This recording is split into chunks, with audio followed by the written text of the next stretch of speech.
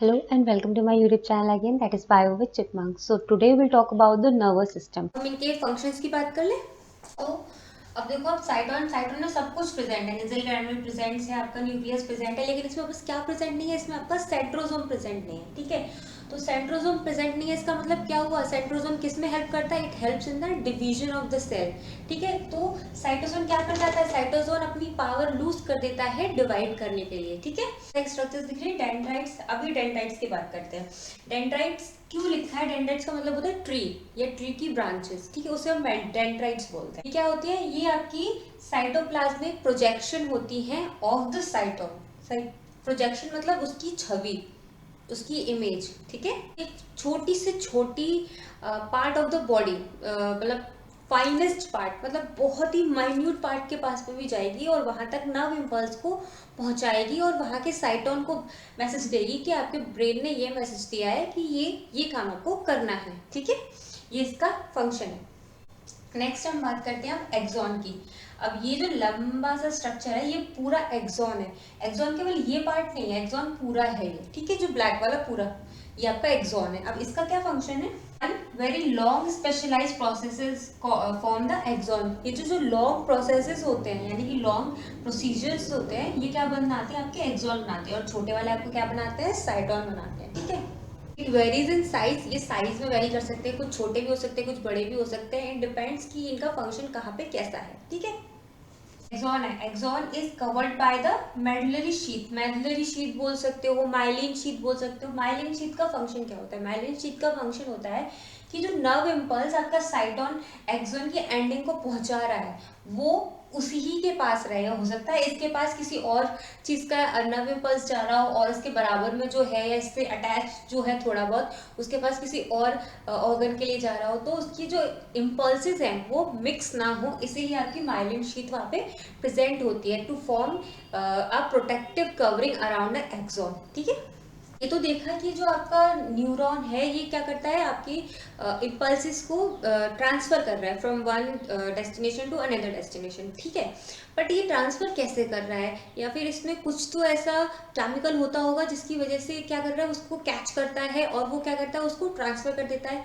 तो हाँ, इसमें एक केमिकल होता है एसिटाइल कोलाइन।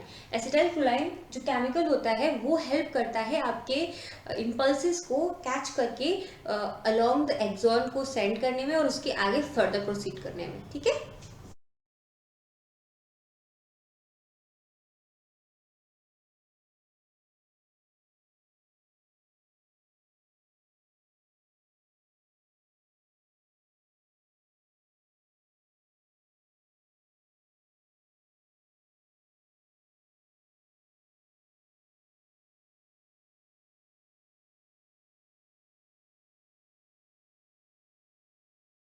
सो नर्वस सिस्टम आगे पढ़ने से पहले कुछ बेसिक्स जो हमें पता होने चाहिए नर्वस सिस्टम के अंदर, that is stimulus, impulse, response, receptors and your effectors. ये कुछ बेसिक चीज़ें हैं जो एक्चुअली में पता होनी चाहिए आगे नर्वस सिस्टम को पढ़ने से पहले। तो हम पहले इन्हें डिस्कस कर लेते हैं। Okay, first is stimulus. Stimulus क्या होता है, एन एजेंट और a sudden change of the external और इंटरनल एनवायरनमेंट। ये कोई एजेंट हो सकता है, एजेंट मतलब कोई भी बैक्टीरिया, पैथोजन, कुछ भी हो सकता है, उसे आप एजेंट बोलोगे। ठीक है, और a sudden change of the external और इंटरनल एनवायरनमेंट, या फिर आपके बाहर के किसी भी एटमॉस्फेयर में एक्सटर्नल चेंज में, एक्सटर्नल एनवायरनमेंट में बहुत ही सडन चेंज हो गया, या फिर आपके इंटरनली आपकी बॉडी ने कोई सडन चेंज किया, शिफ्ट किया, तो उससे क्या होता है, that result in a change in the activities of the organism, जिसकी वजह से जो ऑर्गेनिज्म है उसकी क्या होती है, एक्टिविटीज चेंज होने लगती है। अब एक्सटर्नल में तो जैसे कि बारिश हुई तो उसके हिसाब से लोग एक्टिविटी करने लगते हैं, सर्दी हो गई, they start putting on sweaters and all the things. ठीक है,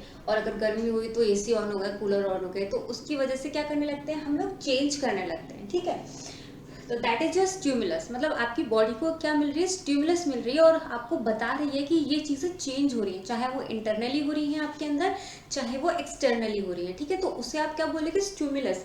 उसे बॉडी को क्या मिल रहा है, स्टिमुलस मिल रहा है, उसे इंफॉर्मेशन मिल रही है कि ये ऐसा हो रहा है। ठीक है, नेक्स्ट इज इम्पल्स। अब इम्पल्स क्या होती है, a wave of electrical disturbance that sweeps over the nerve cells. ये क्या होती है, वेव होती है इलेक्ट्रिकल डिस्टर्बेंस। अब इलेक्ट्रिक कोई भी चीज़ होगी तो वो क्या करेगी, डिस्टर्बेंस क्रिएट करेगी ना। अब आप कोई इलेक्ट्रिक चीज़ को छू लेंगे तो क्या करेंगे कि ऐसे हो जाते हो, तो वो क्या हुआ, वो आपकी बॉडी में जो डिस्टर्बेंस ही होता है। तो अ वेव ऑफ इलेक्ट्रिकल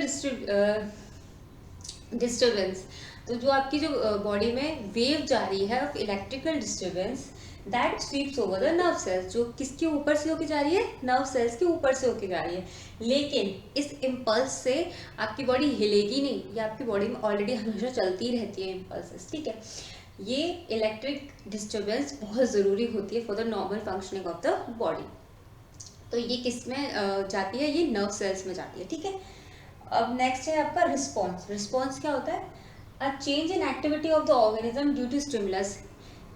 हमारी किस में चेंज होना, एक्टिविटी में चेंज होना ड्यू टू स्टिमुलस। स्टिमुलस क्या था हमारा, किसी भी इंटरनल या एक्सटर्नल एनवायरनमेंट में सडन चेंज हो जाना, तो उसकी वजह से जो ऑर्गेनिज्म जैसे रिएक्ट कर रहा है उसको आप क्या बोलोगे, उससे आप बोलोगे आपका रिस्पॉन्स बोलोगे, ठीक है। Next is receptors. अब रिसेप्टर्स क्या होता है, रिसेप्टर्स जैसे बता रहे हैं मतलब कोई चीज़ रिसीव कर रहा है, ठीक है। The nerve cells which, nerve cells जो कि क्या करते हैं, ऑन रिसीविंग द स्टिमुलस, जब उन्हें स्टिमुलस मिला, मतलब जब उन्हें ये पता चला कि सडन चेंज हुआ है एक्सटर्नल या इंटरनल एनवायरनमेंट में, ठीक है, set up wave of impulse toward the CNS. ये क्या करता है, इम्पल्स ऑफ वेव किसकी तरफ भेजने लगता है, it send the waves toward CNS यानी सेंट्रल नर्वस सिस्टम, ठीक है। अब क्या हुआ था, रिसेप्टर्स ने क्या किया, इन्फॉर्मेशन को रिसीव किया और उन्होंने सीएनएस को ट्रांसफर कर दिया, मतलब या तो उन्होंने ब्रेन को ट्रांसफर कर दिया या उन्होंने स्पाइनल कॉर्ड को ट्रांसफर कर दिया, ठीक है। अब उसके बाद उन्होंने रिसीव कर लिया तो उसका इफेक्ट भी तो कहीं पड़ेगा, तो जिस चीज़ पे इफेक्ट पड़ता है उसको बोलते हैं इफेक्टर्स, ठीक है। मसल्स और ग्लैंड, और इफेक्टर्स कौन होते हैं, मेनली आपकी या तो मसल्स होती हैं या फिर आपके ग्लैंड्स होते हैं, ठीक है। जितने भी ग्लैंड्स होंगे, पिट्यूटरी ग्लैंड हो गया, एंडोक्राइन ग्लैंड हो गया, एड्रेनल ग्लैंड हो गया, जो भी आपके ग्लैंड्स होंगे वो सारे आपके इफेक्टर्स में आ जाएंगे, ठीक है। मसल्स और gland which on receiving the impulse, muscles और ग्लैंड पे जैसे ही क्या पड़ा, इम्पल्स पड़ा, किसका, रिसेप्टर्स ने जो उनको इम्पल्स दिया वो, ठीक है, फ्रॉम द ब्रेन और द स्पाइनल कॉर्ड, वो कहाँ से आया, या तो ब्रेन से आया या हमारे स्पाइनल कॉर्ड से आया, ठीक है। कॉन्ट्रैक्ट और सीक्रेट सब्सटेंस, या तो जो सब्सटेंस ऑलरेडी सीक्रेट हो रहा है उसको बंद कर ले, या फिर अगर ज़रूरत है तो उसको क्या करना स्टार्ट कर दे, सीक्रेट करना स्टार्ट कर दे, ठीक है। तो ये आपके इफेक्टर्स करते हैं, ठीक है। Please like, share and subscribe to my YouTube channel Bio with Chipmunk.